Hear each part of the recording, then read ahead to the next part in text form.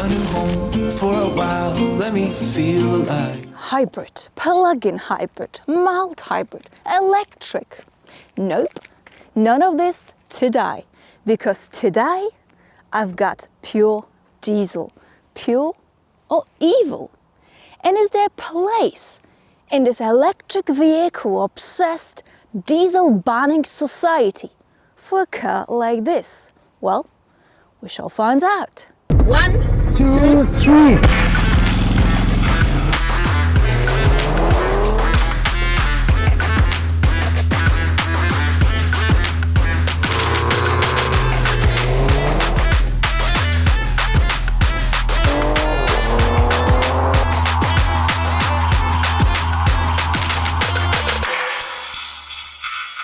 Okay, 1.5 litre, 130 horsepower. Let's see just how hard we can squeeze this lemon. I'm gonna put you into sport mode. Automatic stop and start deactivated. Okay, foot on the brake, foot on the throttle. Come on. Lost a bit of grip there. So the declared 0 to 100 is 10.9 seconds. Come on, French darling, show me what you've got. And I am 10.57, always ahead of time, well, nearly always. The top speed is 207 kilometers an hour. Not bad for 130 horsepower. I like to exercise my cars. I like to see just how far they can run. And boy, sometimes they can run. Oh, I feel so alive. So, under the bonnet, I've got a 1.5 litre turbocharged diesel engine, which produces 130 horses and 300 newton-meters of torque. Actually, 299 to be precise, and we like to be precise, don't we? This is a front-wheel drive car, so easy to drive. It is also very comfy, very quiet, relaxing, brilliant long-distance cruising. Also, cheap as chips. But the one thing I was really surprised about on a long distance journey was the adaptive cruise control. I wouldn't expect it from a French car, but it is very smooth. The acceleration, de-acceleration, is that a word? De-acceleration? Well, slowing down, you get my drift. And the way it keeps the distance, it's really good. And yes, I'm going to attack Mercedes-Benz once again, because in a lot of German cars, especially Mercedes, the adaptive cruise control tends to be very aggressive. And instead of making you chilled and relaxed, it does the opposite. And then you also stress about spending all the money and wasting and not using it. So it makes no sense. Here, on the other hand, it's one smooth French operator. 8-speed automatic gearbox, no fuss, no stress. Generally speaking, it does not ponder, it does not wander, it just gets on with the job and changes the gears quickly. The throttle response, well, let's give it a bit of a go. For 1.5 litre, it is actually very good. Sure, when you rev it hard, I'm talking pedal to the metal, there's a bit of a droning sound and it takes a bit of time before it hops from the 3rd to the 4th gear. But I'm talking flooring it hard. And if you're planning on doing so on a daily basis, I can think of other candidates. Now, overall, this gearbox and the engine, the mannerism here is excellent. Exactly what you should expect from a French diesel. Impeccable menace. In terms of handling on a twisty road, well, the body doesn't lean, it doesn't bend. And the answer is very simple. Physics. And it will always, but always be an advantage over an SUV. I wanna give you a million things, cause isn't love what it's all about? And how to make you smile again is something that I wanna figure out. Being a passenger here is not too bad. I've got plenty of legroom, very good headroom. What about the middle seat? Well, the floor here is nearly flat. You can put an adult here, but it's more appropriate for a child. Overall, you've got plenty of space here.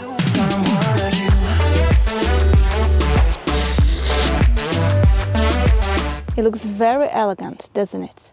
In fact, I think this is one of the most elegant estate cars available on the market. The back reminds me of a hatchback, very smart. Now speaking of hatchbacks, I have already filmed the 308 hatchback, but I could not resist not filming this one. They say the direct competition of this car is Ford Focus Estate, Volkswagen Golf Estate. Really? I think style-wise I already know who the clear winner is. Let's have a look at the boot space, shall we? We've got a whopping 608 liters of space. The shape of the boot is extremely practical. You've got all the useful hooks and netting. Easy to slide items out, put them back in. Look how long this bag is. Down here you also have underfloor storage for your tire, for your spare tire. And if this is not enough space to carry all your clutter, you can of course fold the back seats down. And that is enough about the boot space.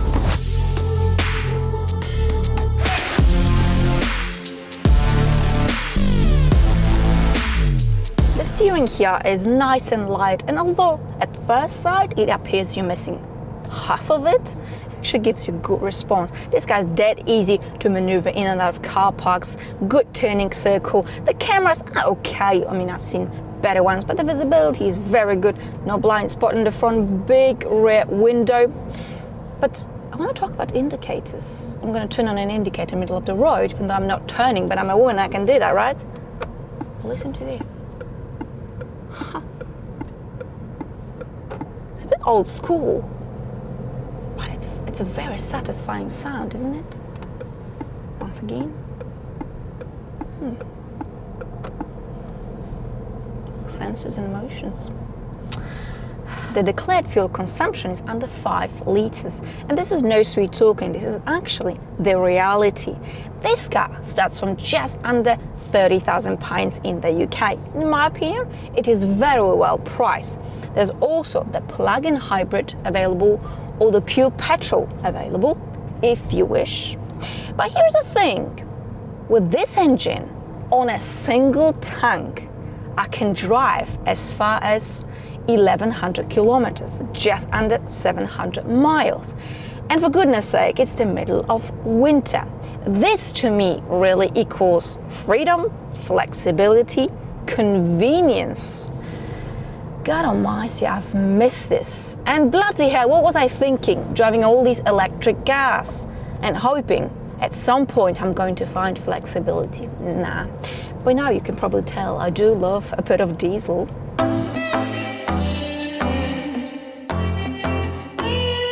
I don't need a hit to believe that I'm living. You can lock me up. And on to the cabin. So I've got the lowest trim, which is the active pack. The highest trim is the GT line, and it really is a cherry on the cake because you get a lot more bits and bobs to make this car look special. But even with the lowest trim, the interior is actually quite plush. I like this blue stitching combined with grey and false black leather. She looks very smart.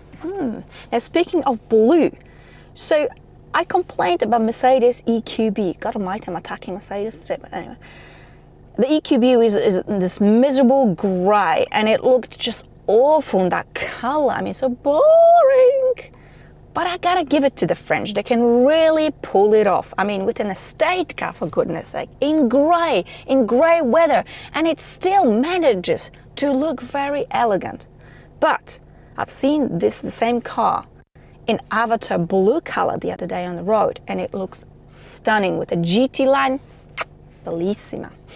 Okay, anyway, let's not get distracted. The quality of the materials, the fit and finish is actually very, very good. Let's check the practicality. Large bottle of water it is. Easy to fit that in a door bin. Pop the bottle in here, very good. You can close the pockets. Plenty of storage space, very deep pocket down here. USB-C port, very good. Glove box, it's actually very big. Another shelf down here. 12-volt socket, USB-C port, wireless mobile charging, got the rubber underneath so the phone doesn't travel around when you get carried away on the road, okay. Petite gear lever, I like it, cute. Drive mode change, very good. Now the steering wheel initially, yes, it does look a bit bizarre because you feel like it's Yeah, it's missing half of it. But you see, it's just a question of getting used to it. It's a question of rewiring your brain. And it's good to do that from time to time. You don't age as quickly, you see. But the only difference really is the size and the fact that you're looking over the steering wheel rather than through the steering wheel at your digital driver's display, which by the way is very neat. Shortcut buttons, clean and simple layout. I like the logo, just feels good. Onto the infotainment system. So I've got this beautiful touch screen. Let's have a look at the graphics. So I've got the map powered by TomTom. I didn't know this company still exists, but clearly they do, and they're doing pretty well because the system, the navigation, the map is crisp, it's clear, and it's very, very quick. I like that. The system itself is easy, straightforward. Is it the most intuitive infotainment system I've seen in my entire life? Well, no, but it does the job actually, you know. Climate, home. So I like this panel down here. Makes life much easier. And you have physical buttons for all the things you need most. A physical button, and then obviously for your settings, for your climate, recirculation of the air, for example. And the buttons, they have structure. I like that. Yeah, so practical system, and it does the job. And I have to say, even with the lowest trim, this cabin is really nice. I would go for the GT line. If you can afford it, you won't regret.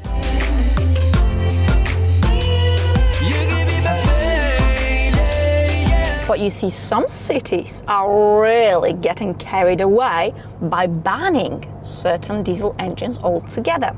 For example, Stuttgart in Germany. But who cares? The place is ugly. I don't want to go there, do you? Besides, banning stuff is the policy of defeat. Yet, I want to make it crystal clear. I'm not against electric cars. I'm not against hybrid cars. In fact, some hybrid cars I favor very much.